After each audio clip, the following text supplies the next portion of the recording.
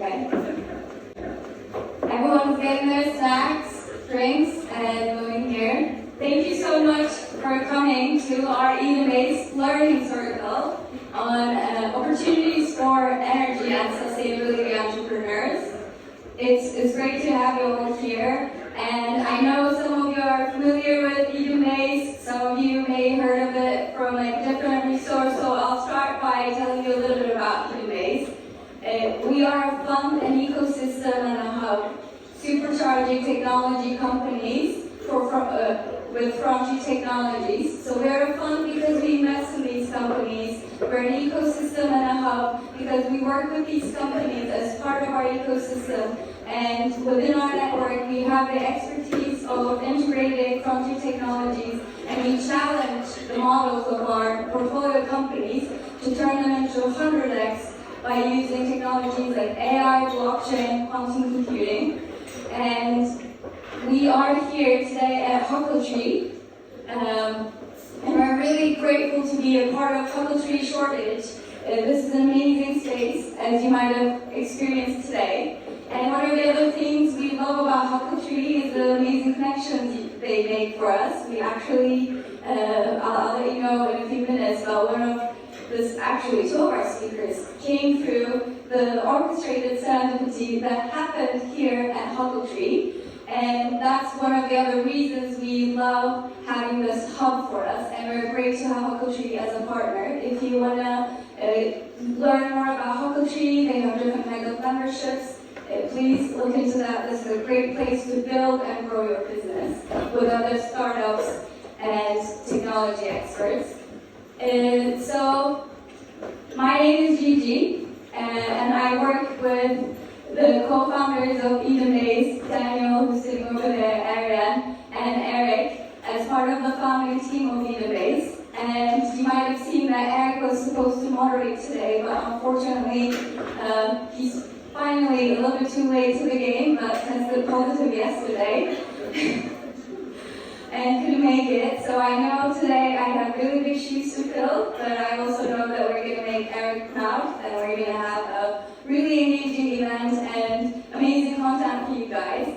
And I'm going to tell you a little bit about EdenBase Learning Circles. We do this as part of our values and belief system that it's really important to educate each other and use the knowledge and expertise within our network, within our community, but also bring in experts to share the knowledge with our community on frontier technologies or on energy sustainability, the things that are really important to us. So we do these kind of events, and make sure you follow us on all these different media platforms that all have different tags, as you can see. But yeah, we had our last event on metaverse and immersive experiences. We had an event on AI. We're planning to have other ones on quantum, longevity, and we, as part of our values, we really care about sustainability and sustainable growth, but we call it responsible growth at EdenBase, because we believe that we have to remind ourselves and everyone in our community of their responsibility with their products, their decisions, their investments on creating a more sustainable future. And sustainability has many assets. We have the environmental aspect of it, which we're going to talk a little bit more about today. There's the economic and social aspect of it. As you can see, we have empowering women in tech events. So we really try to live by our values, but also modeling that behavior and trying to influence our community to be more responsible in their actions. So with all that, we're going to move into our events. As you know, this is about energy and sustainability entrepreneurship, and this is a learning circle. So I just want to understand what everyone's doing in the audience, like who is an entrepreneur in sustainability or in energy? Do we have any entrepreneurs? Yeah, we have a few. Who is an aspiring entrepreneur in the space? And who is working in energy or sustainability in some other role? And who is the rest of you? Okay, so people or just saw the snacks and drinks and wanted to join, you are in the right place regardless.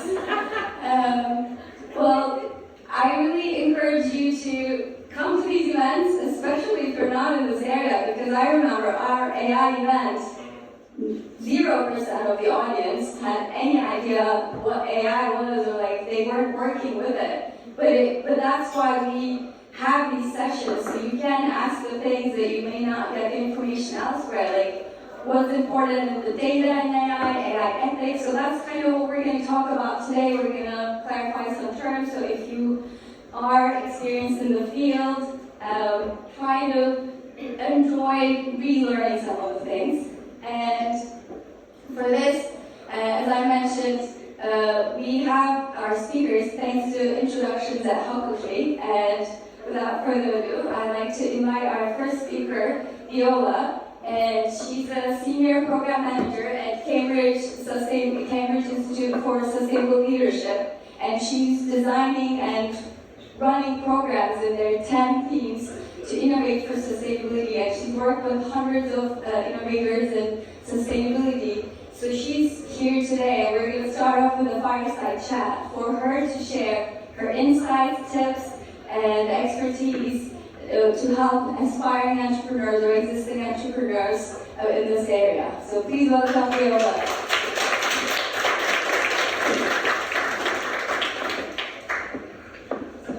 Hello everyone, pleased to be here, and I'm Viola Jardon. So later on, if you have any questions or you want to have a chat with me, please do reach out. Thank you. Thank you so much for being here. And as mentioned, so even though Viola works with Cambridge Institute for Sustainable Leadership, she sometimes works out of Gokce in London, and we were introduced to Gokce team members because they thought this would be a great connection, and we really appreciate that. So thank you for being here. Can you share a little bit about your background and what CISL is? Yes, so I would like to start with the background about CISL. So CISL stands for Cambridge Institute for Sustainability Leadership. We are part of Cambridge University, but the institute has been around for over 30 years. I think this year is 34 years now. And in the first 30 years, can you imagine 30 years ago talking about sustainability? People would look at you like, what are you talking about, right? And so back then, our founder and CEO really is kind of a pioneer in the sustainability space, had a vision of how governments and industries, finance institutions should really try to promote sustainability from the leadership level. So the first 30 years, we are very much doing the top-down approach, which means working with policymakers, NGOs, or banks, insurance companies, as well as big corporates to promote sustainability. But then 30 years on, something is missing. What is that? It's about innovation. So in November 2019, we launched the Accelerator program to very much to draw all the resources in 30 years that we built up, all the networks, all the knowledge in this space to support startups and entrepreneurs that have an innovation. They were tackling systematic sustainability challenges, either environmentally and socially. So that's very much what we do. And so every year we run programs around 10 different things, and it's very much depending on the market demand as well as our interests to support businesses here. And so later, one of our staff participated in our program last year. We'll also be sitting on the panel to share their journey with you, and feel free to ask them all hard questions, like go to them. And so that's very much what we do. And if I may, we have 2 upcoming programs now currently open for application. So if you are an entrepreneur, please do reach out or check out our website. One of the programs, I think Gigi, you mentioned, EdenBase also really care about underrepresented, like founders and co-founders. So one of the programs is Women in Sustainability Innovation. So if you are a female founder and you feel like you have an innovation, you want to get different supports, please reach out. Our program is entirely equity-free, and no fee if you are selected. So it's amazing, consider the Cambridge brand that can be drawn to supporting your journey. So that's one, and this is a virtual program. The other one is on the circularity one. So if your business is around circularity, then there is a 2 days in-person program in June in Cambridge. So please do check online or reach out to me. Happy to share more information with you. Sorry, using this as a marketing opportunity. So that's very much what CISL is doing. And do I still have time to talk about myself? Yeah, absolutely. Yeah. So myself, born and bred in Taiwan and moved to the UK 11 years ago, and without anything, I didn't come here to study. I came here because I need a break and just so why not? Yeah? So came to this country, fell in love with this country, and decided to stay. So I had all the journey work going through difficult visa sponsorships. I cope with a terrible company culture just because they sponsor me for visa. And now 11 years on, kind of create different life myself, and my journey and my whole career is very much in the tech industry. And I work with startups, and at the moment I'm also mentor for a few accelerators, digital catapult, plug and play, or MSD UK, etc. My passion is very much to support purpose founder, impact founder for their journey. So reach out if this is kind of in your space.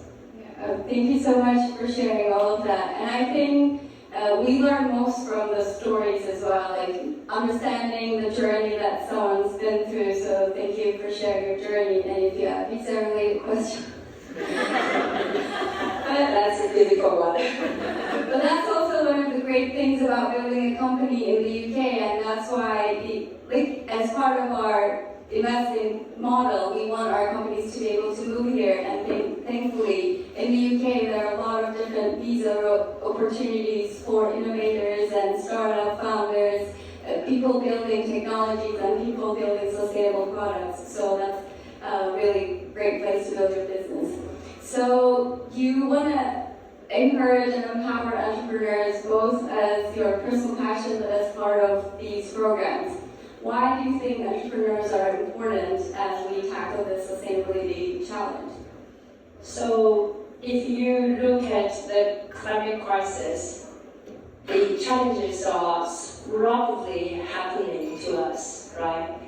And if we are relying on, say, government, how fast, how soon is our governments making changes to policies? Well, in my opinion, slow, right? If you rely on, let's say, corporate to move fast, R&D to push forward, how fast are corporates moving? Anyone working in corporate here? No? Okay, then I can say something. No, I'm joking. In general, it's slow. I work with universities, so it's slow. So the only thing that moves possibly as fast as climate crisis, or even faster, is innovation, is entrepreneurs, is startups. And that's why they are so important in this whole, kind of pushing things, transformations, if you like. But then I also would like to add to this that in our institute's view, we published a report called Rewiring Economy. We do believe, like literally every one of you sitting here today, everyone has a role to play in this transformation.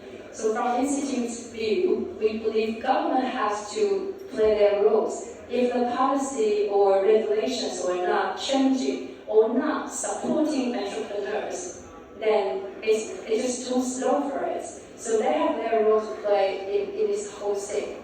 But then, what drives changes? If we be very frank and honest, I like to say money, right? So investors, communities, banks, insurance companies, they also have a huge role to play to push this transformation as well, right? So for entrepreneurs you are here today, I believe you will tell me it's really difficult to get investments, right? It is not as easy, but that's a part we are also working a lot with major banks across the board. very much to train them to think about sustainable finance. Because only if they really put pressure, either on businesses or on governments, that money force, the dollar sign comes by whatever, the symbol sign, that will actually help this whole transformation to happen. But then, last but not least, are the businesses. Because these, especially SMEs account for more than 90% of the UK economy. So SMEs all have a role to play. You can't keep thinking we are just an SME, they are big corporate, they will do those things. Climate change, now obviously. No, that's not true. Everyone does have a role to play there. And even as a general public, a consumer, you also have a role to play. You can make better choices. You can put pressures on, the things that you purchase and the buyers and brands to push them to be more sustainable. So that will be kind of what I believe, and that's very much the Institute's view. Everyone needs to work together. And entrepreneurs, you are the fast-moving ones. Please go fast, and hopefully, all the supports around you will be there for you. So it's great that because you understand these dynamics, and this institution has been around for 33 years, and you do work with leadership teams in these old financial institutions, governments. So you're, in a way, facilitating this collaboration with the rewiring the economy, your research, all the different centers that you have. And then entrepreneurs, they're innovating, but they also need resources. And when we were talking with Viola, she mentioned that there are actually lots of resources for entrepreneurs that are starting off. Can you say a little bit about those? Yeah, sure. I think if you are entrepreneurs or startups, really do a lot of market research about what resources are out there for you. So in terms of business support, you'll be surprised. A lot of the local councils that actually have business support programs. The things, because people don't know what they don't know, so they don't reach out. And they're probably not, councils are probably not doing a very good marketing for themselves. So a lot of the time they do have a budget. Some of them, I think last month or in February, I can't remember, I think Islington Council, they actually have a small grant for people to apply. And those things, those information are actually out there on the internet. So do check, do your research to see what's out there. Obviously, the more not famous, well-known ones, in the UK, there are grant fundings, and there are also different competitions you can potentially participate. And obviously, if you are just set out your journey, like starting points, you have an idea, you don't know what exactly to do yet, or you want to test this idea with someone else, not the loved ones. The loved ones will say, good idea, well done, go for it. Not sure, but if you need to become something goals, for example, Cambridge University, the Judge Business School, they have they call the Venture Creation Weekend. It's like £50, but you get the whole weekend come to training courses. They will help you to validate your idea. Does it work? Does it not? Obviously, a lot of workshops you have to work it through yourself. But the thing is, there's some resources out there. So it's very much, if you are thinking about starting this journey, talk to people who have been through the journey. And that's one of the reasons, like Gokce or EdenBase, this learning circle is such a great thing for community. Because you are thinking about starting something and you come to an event like this, chat to the guy next to you. Hey, what do you do? And that one conversation sometimes is really just open up a lot of things for you, right? So do your research. There are also a lot of incubators and accelerators out there. Some of them they invest, some of them they don't. And when it comes to the investment side, do your research again, it's so important. But then there are kind of incubators, like if you are just have some university connections, there are a lot of universities has their enterprise lab or entrepreneur centers. Go talk to them. They are like me, I like to say, friendly, And so go talk to them and then just ask a question. There's no harm of asking a question if you are thinking about starting your startup journey, because that's one thing that you need to do, just talk to people. And Viola thankfully shared a lot of resources with us on different grants, resources, awards, and we put them on a website for you, edenbase.com/resources for startups. So if you go, you can find out a little bit more information about what's available out there in terms of resources, different grants, and awards that are giving out to entrepreneurs, not just sustainability entrepreneurs, but anyone who's starting the journey. Gigi, on that one, if you are already running a startup, guys, be bold. Check what awards out there, because there are so many awards out there, more than you can imagine.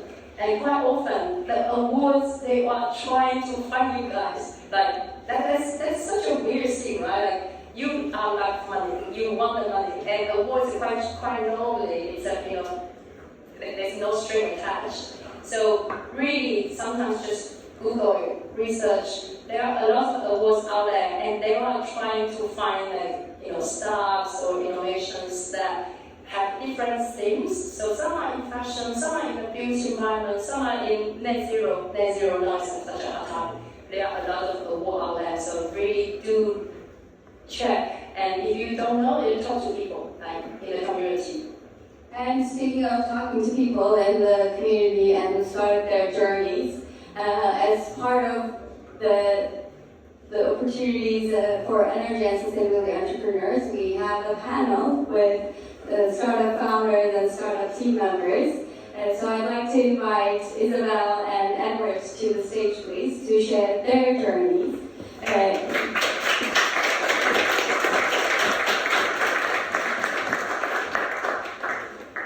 Thank you so much for joining us. I'm going to ask for your intros and one line of your company. What does your company do? Yep, okay. Hello everyone, how are you doing? So I'm Ed, and I'm the Global Sales Director at Faradai, and we are an energy efficiency software platform, and we do carbon accounting and target setting and workflows. And a little bit more about you. More about me, okay. So I joined Faradai at the beginning of the year, and my role is really to develop and then lead the strategy for growth in the markets that we are currently working in and to enter new markets. And before that, I spent about 12 or so years working for an environmental services company. So working with people in the built environment, property managers, facilities managers, helping them to access the circular economy. So increasing their recycling, procuring material that could be recycled, and reducing the amount of waste that they produce. Hi, I'm Isabelle Gough. I'm the CEO and co-founder of Cercula. And what we do is get more carbon metrics into the construction, design and build process. I founded Cercula about 2 years ago.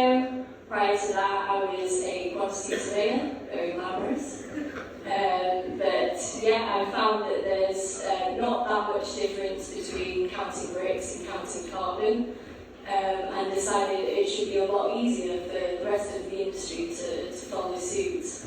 So the main outcome of Cercula, I hope, is that we just integrate more carbon thinking into the construction space. Thank you so much. Since this is a learning circle, I would like to ask our panelists to clarify some of the terms. For example, carbon metrics, life cycle assessment, built environment. What do these mean? Why are they important? And why they should be measured or tracked or reviewed? Yeah, it's a lot of buzzwords that we like to hide behind. I think it's a really important point that something that will be key to sustainability and integrating sustainability into kind of normal practice is demystifying these terms and also getting everybody communicating clearly. I think that's really important because otherwise we start to operate in these silos. Construction industry, because it's what I know,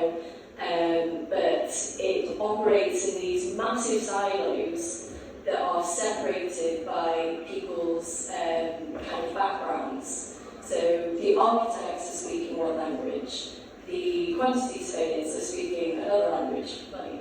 And then the developers are speaking another language. And then you get the sustainability consultants who start talking ESG, impact, different KPIs, and then that can just cause this disjointedness, and it leads to less successful projects. So going forward, I think as a clean tech industry, I think one of the big outcomes that we can make change in is communicating in the same language. But yeah, I think getting familiar with terms like life cycle assessment or life cycle thinking, and that's moving from a linear economy to more of a circular economy. Donut Economics by Kate Raworth, essential reading. And yeah, getting everybody familiar with these terms is probably the first step. Thank you. So now I'll ask Ed, because at Faradai you help enterprises achieve and report on their net zero goals. What is this net zero? What are we targeting? Yeah. So yeah, a whole load of buzzwords when it comes to reporting on your carbon footprint, net zero, carbon neutrality, zero carbon, and there are many, many more. And we are helping organisations that have net zero targets. So that means that the amount of emissions that you produce is equal to the amount of emissions that you extract from the environment through an offsetting project. But the important thing, in my view, and I think for most kind of professionals in the industry, is that you take a science-based targets initiative approach. So there was, 10 years ago, even probably 5 years ago, offsetting was kind of seen as a bit murky, and if organisations were offsetting, it was sort of like, well, we're just going to do whatever we want to do in terms of producing energy, using energy and producing our products, but it's fine, we can offset it. But by taking a science-based targets initiatives approach, that ensures that organisations set targets and make reductions, and then only offset emissions residual emissions that can't be eliminated. So the key thing is reducing it.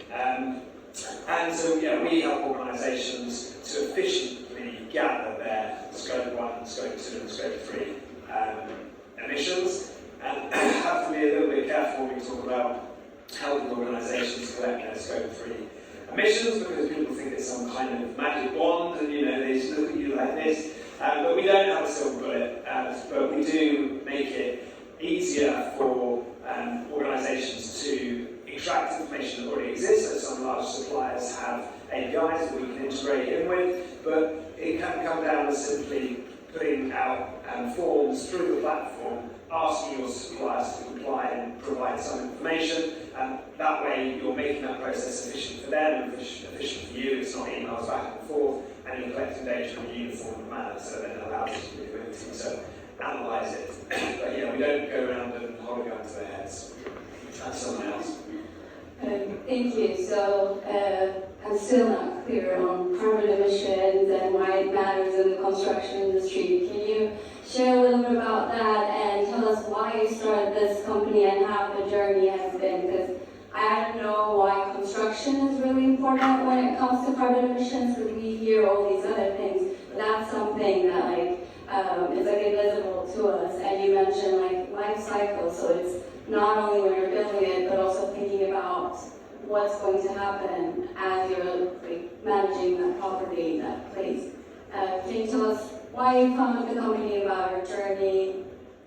Yeah, sure. So I guess I didn't fall in love with construction and then go through that way. For me, it was definitely my degree that started my kind of climate journey. But I was studying in the University of Copenhagen, and I was actually lucky enough while I was there to do some field work in the Greenlandic Arctic. And so I spent a whole year sort of pouring through UNFCCC documents and reading IPCC reports, which basically are accounts of how much work we have to do to decarbonise the Earth, and they are very dry and depressing. But yeah, you can read about this stuff, but actually going and seeing it is quite shocking. It does kind of fundamentally change you. And we were visiting glaciers which are retreated not by meters, not by 100 meters, but by kilometers. And you couldn't even see the glacier from where it had started. So communities have been displaced, and kind of all of this first-hand evidence that seemed so far away was suddenly so close. And from then on, I kind of just knew that this is what I wanted to dedicate my life to. So that was it. I joined Extinction Rebellion, UK-ICC, started entering coal mines and doing all sorts of crazy stuff. And I just campaigned in the government, and nothing changed. Surprise, surprise. But I went to work in industry, started working in the construction space, and started working on some larger projects, carrying out whole life carbon assessment. And basically what that means is you look at the lifespan of a building, so everything that goes into it up to handover, you get it built, and then all the operational emissions, the energy that's going into the building, and then what happens at the end of life when you send off all the materials to landfill. That amounts to a lot of carbon, and actually the construction industry is responsible for 15 megatons of carbon every year. To contextualise that, that's the emissions of Portugal, their annual emissions. Wow. And all these carbon emissions, they're not only heating up our planet faster than it's ever been, but they're also starting to cause respiratory issues, and as you mentioned, with golden heating, melting and displacing communities. So that's why we don't see it in our daily lives, but it's actually affecting all of our lives, and finding these big chunks of pieces that are causing the biggest carbon emissions, and seeing how we can do make some changes in that through technology and innovation. Thank you for sharing your journey. And I think there's a similar theme with Ed's journey, and you joined a startup doing this. Can you tell us a little bit about what it was that wanted you to join, aside from recycling waste management to helping, working with similar customers maybe, but helping them make better energy decisions and being more efficient and reaching their net zero goals? Yeah. So I didn't get the opportunity to visit an amazing place and witness the effects of climate change quite so kind of realistically or evidently as that. I started my career working for an organisation that I realised if I didn't go to work on that Monday or that Tuesday, then the world would probably be a better place. So after about 12 months, probably took 12 months, otherwise it was bad on the CV, I decided I should do something that I cared about. I studied geography. I've always been passionate about the environment and nature, and so that was what got me into recycling. It wasn't that I woke up and I desperately wanted to work in the world of waste. I wanted to do something that had a difference, and I knew that I wanted to work with organisations because businesses are part of. They're the ones that, along with us as individuals, are going to make a big difference. So I worked for an organisation that grew considerably in my time there. I kind of started, there were probably 20 or 30 people there, and when I left it was sort of 200 plus. And I really, really enjoyed being part of something that was growing, having influence over kind of direction the organisation could go in.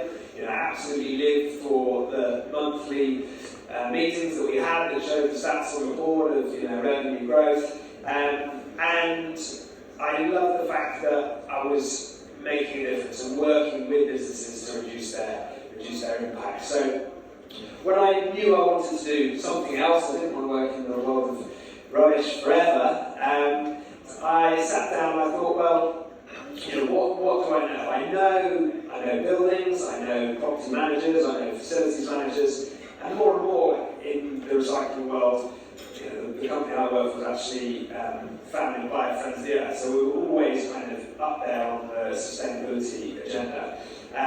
But I was dealing with sustainability managers a lot as well. So I thought, how can I use this base of people that I know, I understand their problems, I understand how they work in a different field. And so that kind of took me to buildings. Buildings use 40% of the energy consumed in the world. And so I thought, right, energy, this has got to be a good place to focus. So I started focusing on energy. I was keen to get into kind of software, so energy software, and then adding on kind of a sprinkling of AI makes it all a little bit more exciting. So that's what led me here, and yeah, I'm 4 months in, it's great. Yeah, that's great. And mini disclaimer, Faradai, the company, is actually one of our finalists in our EdenBase competition that we launched last year to find our first portfolio companies. So we're really happy to have you guys as part of our hub. And actually, it's a company founded in Turkey, and the founders moved to London. And now we have Ed join the team, and we're working here together to help different property and buildings manage their energy better and help them with their race to zero. So it's actually a great point about knowing the customer base, because as Ed was saying, the most important thing for an entrepreneur is to get customers, and the way to get them is by understanding them, understanding their problems, their incentives, their behaviors, their needs, what's really painful for them, and how much effort do they want to put in, or how much resources do they want to put in to change it. And with that, I want to ask you, Izzy, a little bit about your journey developing customers and how that influenced your company, your product. Yeah, for sure. I think particularly if you're developing tech solutions, which are very expensive to develop, it's essential that you stay close to your customers and kind of work, another buzzword coming up, in an agile way, which basically means you develop what the customer needs first, and develop as little as possible. So going out, we developed our minimum viable product, and we tested that with some early customers, architects, engineers, quantity surveyors, and we kind of found that they didn't need it, really. So what was the MVP version of it? What was it doing? So it's like a carbon calculator that goes directly from a bill of materials into a carbon report. And we still have some early evangelists who are using it, but we did one of the classic software moves, which is the pivot, and looked at which customers really have a lot of pressure to deliver ESG and to measure their carbon, and that's actually the biggest polluters. So they're so-called in the industry, the tier 1 contractors. And increasingly they're getting pressure from public, government, whoever it is, to report their emissions, in particular Scope 3. And that is a difficult process for them, and it's what's called a pain point for them. So if you can come into a large organisation with something that's going to save them time, money, and look good, then they're going to be very receptive to that. Just one kind of example to highlight is, which I think shows really good collaboration between startup and industry, is the HS2 accelerator. So HS2 has its share of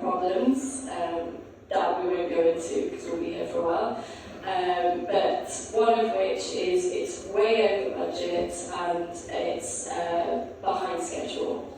So DFT comes in and says, okay, HS2, we're going to need you to deliver the railway a whole lot quicker and a whole lot cheaper. So what HS2 decided to do is they started an accelerator. And they decided, okay, we're going to scale this a lot rapider and a lot cheaper by leveraging startups. And that was actually a really smart way of doing it. You know, they're now using GIS solutions, AI solutions, digitization solutions, and they've improved processes a lot with HS2. So if you can find those kind of little opportunities in your industry, that's a really good way to get in and get those early wins. And when we were talking earlier before, you also mentioned it's really important when you're looking into the industry, identifying the gaps and understanding why there are those gaps. Can you say a little bit more about that? Yeah, for sure. I think this definitely comes down to knowing your industry, knowing your customer, and doing your market research. And that can be a huge challenge. I think something that particularly young entrepreneurs struggle with is network. So, you know, when you first start, you can feel a lot of resistance, and there will be a lot of doors kind of slamming in your face and a lot of no's. But my advice to anyone who's trying to break into a space is your network is your net worth. Just talk to everyone you can, anyone who will give you a meeting, anyone who will give you a Zoom. Go and try and find out what they are struggling with. And I think probably one of the biggest values that we've got out of kind of the last 2 years of developing Cercula is just talking to customers. You'll find out what they need and build it fast. Thank you. And speaking of customers, Faradai actually has really big customers in 15 countries, like you work with Marks & Spencer, Zara, BNP Paribas, Pepsi. So what is the value proposition that you offer to them that you get to onboard these customers that they want to work with a startup? I mean, you guys are a scale-up now, but what do you offer to them? What's the value that they see for you? What are the incentives? Well, the two things you mentioned, it's time and it's money. So, blank and everything. But we have a platform that delivers energy efficiencies. So, even more important when I joined, you know, the cost of energy increasing across the globe, people are looking at any ways that they can to reduce it. And energy information can be gathered from a wide range of different devices, building management systems, SCADA systems, smart meters, but kind of the problem that existed, which is why the business was kind of created in the first place, is that a lot of these different kind of branded, different manufactured equipments, they don't talk to each other, and it's difficult to extract that data and put it all together. So the information is there, but we just couldn't get at it. So we are able to help by being kind of experts in integration. We have a library of predefined plug-in adapters that we've created to be able to help these big brand clients, as you say, like Marks & Spencer's and BNP Paribas, to extract that data, to unify it on a single platform, and then to actually understand it and create actionable insights. So what we can do is, by understanding exactly how much energy is being used, where and when, we can make really detailed comparisons and look for anomalies, and then that gives you the information that you need to be able to go out and get those savings and realise the savings. So that's kind of one aspect of it. But another is around the kind of compliance and legislation and regulation. So organisations have to report on their carbon footprint. They need this information.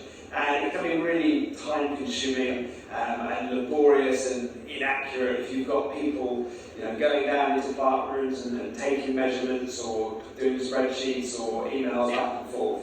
So there's a huge amount of efficiency that can be had with that. So yeah, it's about efficiency, it's about giving them the information that they need to be able to make reductions and energy emissions savings. Thank you. So it sounds like these big companies actually need startups more than we know, or like that they want to admit. And startups are rapid in solving these solutions, and big corporations have the resources to let them do it. But it's all about like knocking on those doors and taking every rejection personally. I was testing if you were listening, but clearly you're not. Because he was also saying you shouldn't take any of the rejections personally. Just like that's if you're becoming an entrepreneur, it's just you just have to keep knocking. And speaking of these like challenges on the journey, you work with like hundreds innovators in the space. What have you seen as some of the primary challenges, and as one of the center places for collaboration, working with governments, financial institutions, academic institutions, what do you think is the way to help them overcome, and what are some of the things that the startup founders can do or everyone else can do? I suppose from the startup themselves, that is one thing I do find you can call skills, or things that are really important is that your people skills. So people skills, you are one person, you are unable to do literally everything yourself. So as Izzy said, in the beginning, when even before you started, you need to talk to people, and that is a people skill that you are able to, get out and talking to different people, try to actively listen to get those informations out. It's not just conversation, it's actually getting the useful information out of the people around you. And then once you start your startup journey, people skills is even more important. Is to get investment, you need to, we have run sessions about investor readiness. Investors often say they are people, they are not just investors, they are people. So they want to be treated as people. So you come in to ask for investment, you need to build that relationship with them. And people skill is very much that one thing to help you to build that relationship.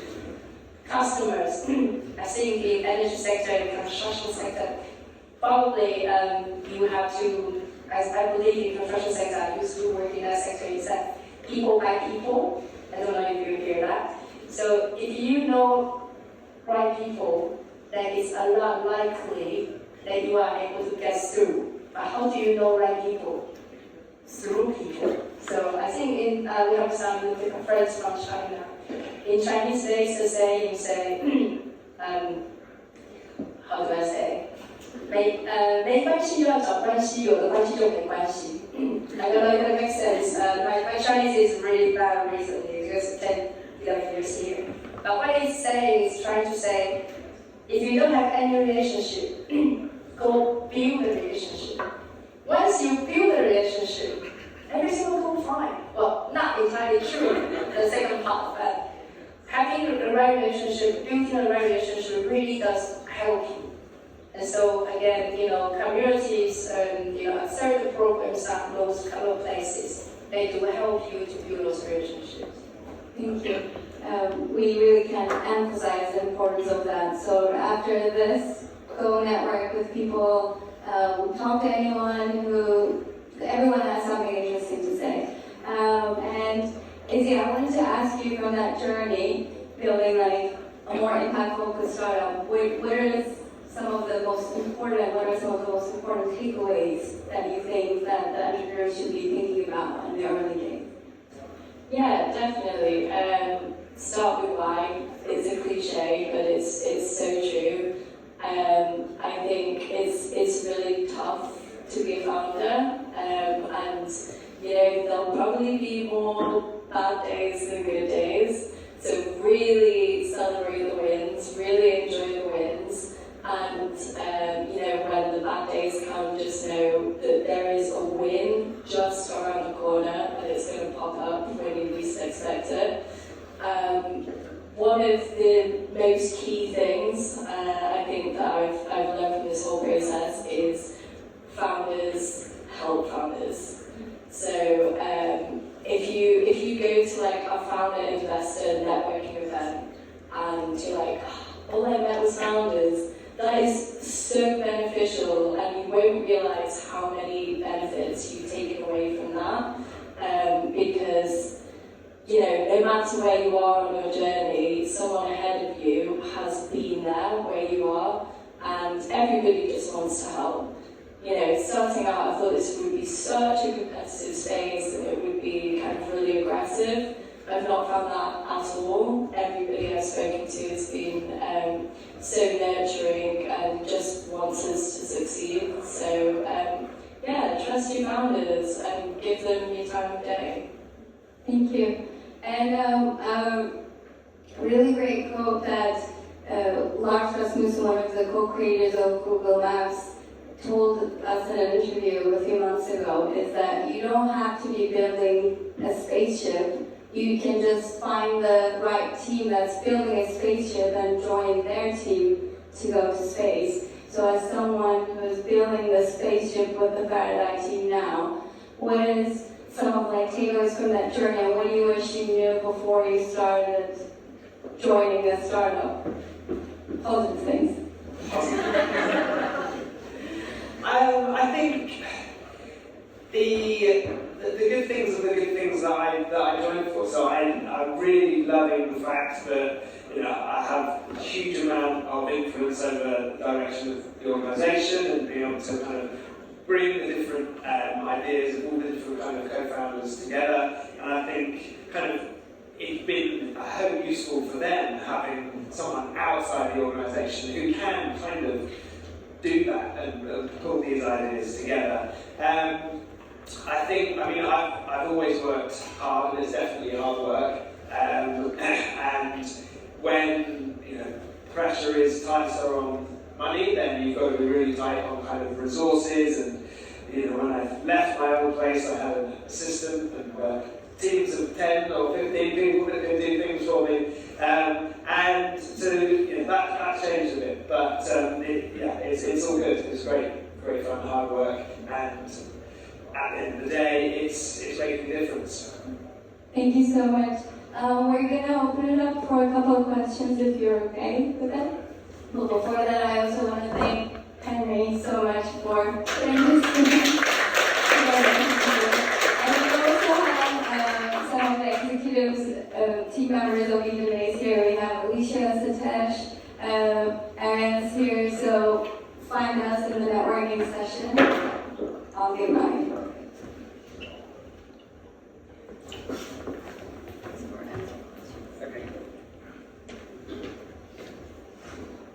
Hi, thanks for your talks. Today I just come back from the Royal Society where they had the 2-day conference on discussing about the IPCC and all the numbers and everything you just mentioned. And I was asking them about the calculations, how they calculate. I mean, what you were saying about the science, looking at the science.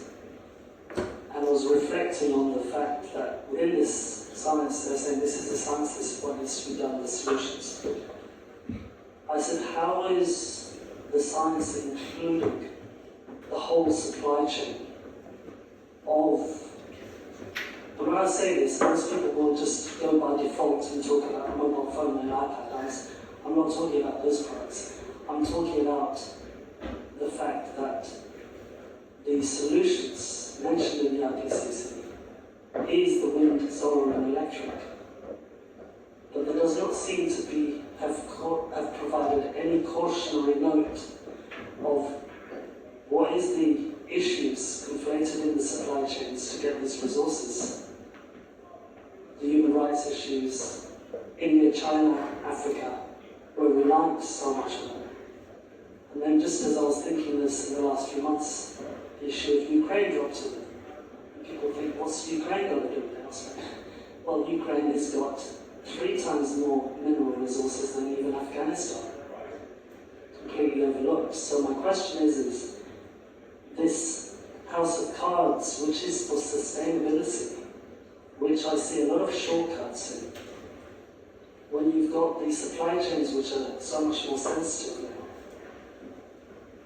If we're not, is there the lack of transparency that I see in these supply chains, are they now so much more fragile because of the issues in Ukraine that it's just so difficult, inherently difficult to actually say, we've built this up, ESGs, LCAs, everything.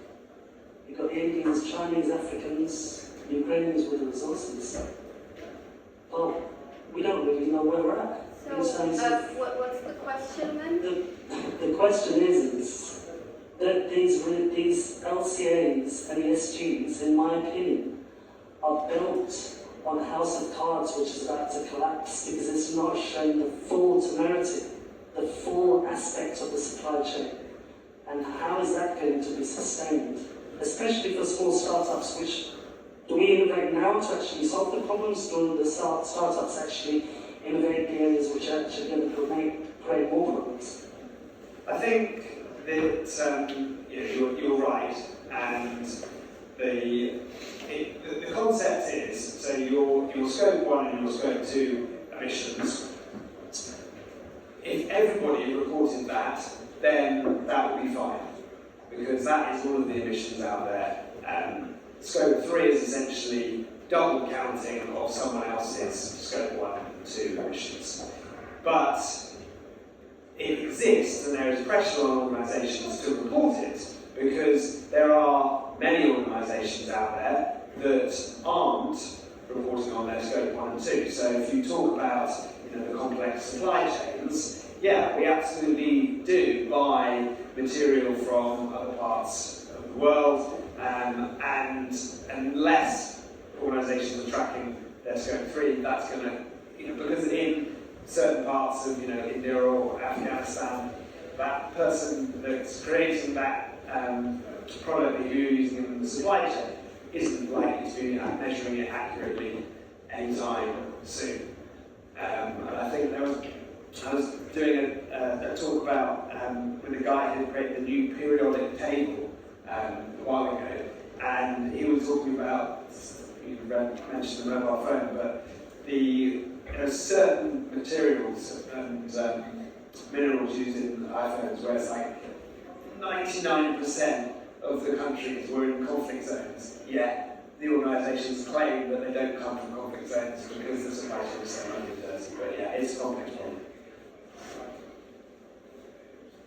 Yeah, just to add on that, I think you've hit on kind of a critical problem, which is when you try and solve a problem like climate change kind of single-mindedly, like, okay, we're just going to reduce CO2, you can actually offset that problem in other ways, such as resource use, energy use, all the problems with offsetting.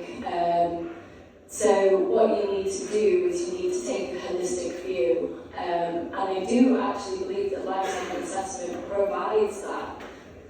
So life cycle assessment, it kind of goes beyond just counting how much carbon happens in different life cycle stages. It also takes into account things like water use, energy use, eutrophication, which is basically putting too much fertilizer in the waterways.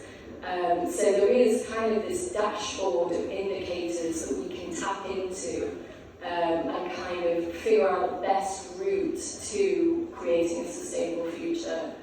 However, trying to get a company that doesn't even measure its scope 1 to do that is so overwhelming for them.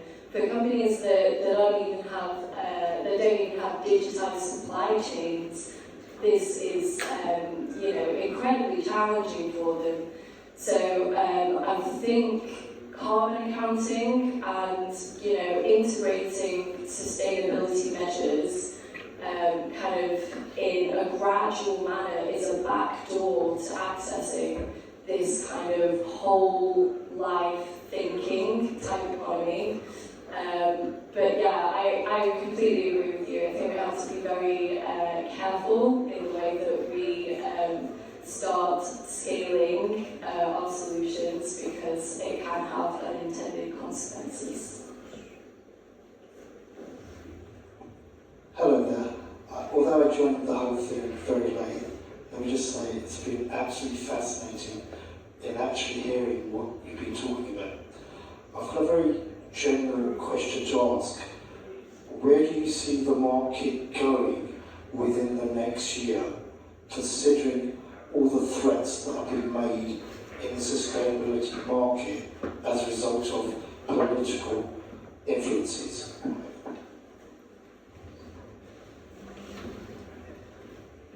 I don't know. It's a broad question, isn't it? The sustainability market is big. I think, it's since COP26, we've got some agreement that it's probably a good idea to stop burning fossil fuels. Most people agree on that, governments have got their net zero targets, and there isn't really a large brand that people have heard of that haven't committed to net zero. So I think there's a whole load of work that's going to come out of that, and people don't really have a clear idea how they're going to hit net zero by 2030 or 2040 or whatever they've gone for. And in fact, I think it was in the Sunday Times about 4 weeks ago, they named kind of 5 big brands, of which Sainsbury's was one of them, that they are out there, they've got these bold commitments, and it just kind of shows how much more they have to do, and that the claims they're making are quite close to greenwash. That is, that's obviously stuff they would say they definitely won't do, but yeah, I don't know if that's some context very different. Any last questions? Yes. Thanks for the panel, guys. My question is, so carbon's on everyone's mind, all the big companies everyone is looking at measuring their carbon emissions, but sustainability is a bit more than just emissions. So maybe Viola is the best place to answer that, I'm not sure. But I was thinking, what are other, or have you noticed any other trends or any other sustainability kind of factors being looked at more and more by international corporations or anyone really? So on this one, firstly, I think I can just say institutes general idea about sustainability. Obviously, UN SDG goal as a framework fairly clear that 17 SDGs. In our institute, we have 3 pillars, which make it simplifies from 17 to 3, which is people, nature, and climate. And we put people first, because yes, the whole climate crisis, it's real. It's no longer about whether it's real or not. It's what do we do about it. But the problem is that whole climate crisis is impacting people's life. So we need to put, at least at our institute, we put people first. So when we talk about sustainability, when we run in programs in all different sectors, we often emphasize the fact we are not just looking at solutions, technology to, on the environmental side. We are also looking at how technology and solutions can support the social part of the challenges. So people is definitely like one thing comes first. Then don't forget, since we're interconnected, built environment, carbon, and energy. How about biodiversity? How about the nature life? Because that's connected with our human life as well. So nature is quite a big part that we care about. And obviously climate, we know about it. So when you ask about whether we have seen, corporates who are doing something about it, yes, there are businesses who are trying to, invest a lot into all different areas, including kind of biodiversity space. So I think we have a few fashion stars here. Kering Group invests quite a lot into, they call it environmental profit and loss. So in the past, corporates look into P&L, but it's purely on the numbers, right? Very economical thinking. There are businesses now looking to environmental P&L is that whenever you are making a decision, so what's that environmental expense, what cost is there that impacting the environment? So that's very much down to the nature bit. And other businesses now also are doing like their biodiversity strategies, corporates that do go into this space. And I think this is a very challenging question, very challenging times for everyone. And is there a perfect solution out there? I don't know. And, be frank, we don't know. But what can we do about it? We do our best as possible. And how do we do the best possible? I think earlier the guy, I didn't get his name, asked about a question about supply chain. I'm doing a postgraduate certificate with Cambridge University. And very much we introduced 12 businesses in Bangladesh, the textile supply chains.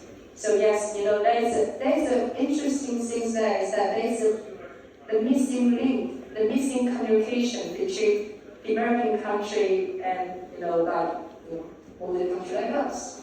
There's not enough communications there in between. So when we put, our ESG target and the framework to the supply chain, say, you got to do it, it's voluntary. But if you don't do it, we don't work with you. So not quite so, right? So we actually asked about suppliers in the supply chain, say, does that actually help you? Or it's just the Western world, Western brands putting the pressure on you to change? Interestingly, we saw there's no help. But the feedback is actually positive because they say it does help us in terms of how to do it. Even if we wanted to, we were not sure how to do it. So yes, those frameworks does have their benefits there. But then what's missing part? So I think you are talking about supply chain. I come just my personal experience there. The missing part is all the suppliers say very similar things. So there is no financial incentives. So when the brand asks us to do good, to care about our workers, which means it's not a minimum wage, it's a living wage. And that's a huge gap between minimum wage and living wage in developing countries. Quite often it's double, more than double. So when the factory say, yeah, we would like to do it, but then you can't carry on cutting the margin. So that's the conversations that institute like us, we want to bring everyone to the table. Because there's no way, that the brands corporates here, then you just talk about how we are going to achieve all the parts from environmental to social without bringing people who actually get impacted in your supply chain into this negotiation table. There are a lot of solution innovations out there, they're trying. Sorry, I will kind of really short very quickly. I know you are all ready to go and get a drink. There are solutions out there. How can we somehow get that financial incentives, whether it's from government or the cost part, and then share those benefits, share the risk together from tier 1, tier 2, tier 3, whichever, and the whole supply chain. We call it value chain. The whole value chain together to share the work, the risk, and the money. Then that's maybe that's the way of doing it. I don't know, but that's a lot of people, including innovators, who are trying to find way and test it to see if it works. So all we can do, I would say, let's carry on, talking and pushing. Thank you so much for these great questions. I mean, our panelists will join the networking because they need some refreshments, I believe. So, and I just want to say, adding to all the great points that have been made, thank you so much for pushing on with these questions. But these are the good guys who are doing their best with the resources available to them and representing institutions who are trying to get the people who with power and influence and with the resources to help entrepreneurs and innovators achieve their goals and their work. And Our session today was energy and sustainability, and we do understand there's lots of different things when we talk about sustainability. Today was more on the environmental part of it, but there's the financial, the social aspects of it. And we do have these learning circles on technologies, but also sustainability and things that we value at EdenBase. And we try to bring in experts, we try to bring in other stakeholders, so that we can, as Viola said earlier in the conversation, each one of us in this room have responsibilities as we try to achieve a more sustainable future where whatever we do today, we're also responsible for how our actions are going to affect future generations and the future of the planet. So I really want to thank our amazing panel and thank you all for joining us today. And before we go, we're going to try a selfie with you guys, with our panelists. Thank you. Oh, right here.